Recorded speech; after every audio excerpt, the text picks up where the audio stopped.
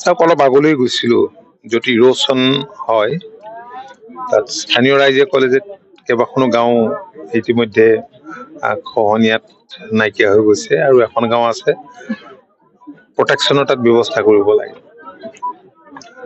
সেই কথাখিনি কৈছে আৰু ইয়াততো খুব ভালদৰে ৰিলিফ বিতৰণ হৈ আছে। মই নিজে দেখিছো 12খন গাঁৱৰ লোকে ইয়াত ৰিলিফখিনি ঠিকমতে পোৱা বুলিয়ে কৈছে।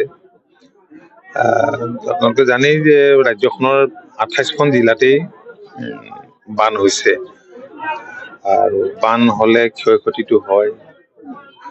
আমাৰ কথা হ'ল যে মাননীয় মুখ্যমন্ত্ৰীয়ে ৰাজ্যখনৰ বিভিন্ন ঠাইত বন্যাত্মৰ খবৰ ল'বৰ কাৰণে আৰু কি কি কৰিবলগীয়া আছে, ৰিলিফ এইবিলাক ঠিকমতে পাইছে নে নাই, পশুখাদ্য পাইছে নে নাই, তাৰ কাৰণে সতীৰ্থ মন্ত্ৰীসকলক বিভিন্ন ঠাইলৈ পঠাইছে।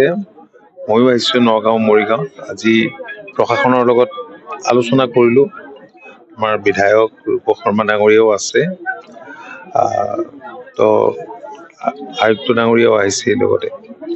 ৰাইজৰ মই ভাবিছোঁ যে অভাৱ অভিযোগ নাই, নহ'লে ইটো পোৱা নাই সিটো পোৱা নাই মানুহবিলাকে ক'লেইহেঁতেন। ঠিকমতে পাইছে, ৰিলিফখিনি ঠিকমতে পাইছেনে নাই, পশুখাদ্য পাইছেনে নাই, আৰু ইয়াৰ পিছত আমাৰ কেতবোৰ চৰকাৰৰ পৰিকল্পনা আছে।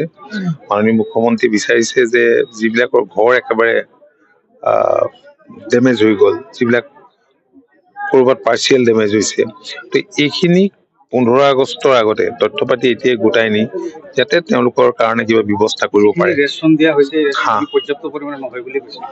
আপুনিহে কৈছে, এতিয়া দেখোন মানুহবিলাকে কোনেওতো কোৱা নাই, ৰাতিপুৱাৰ পৰা লৈয়ে আছে।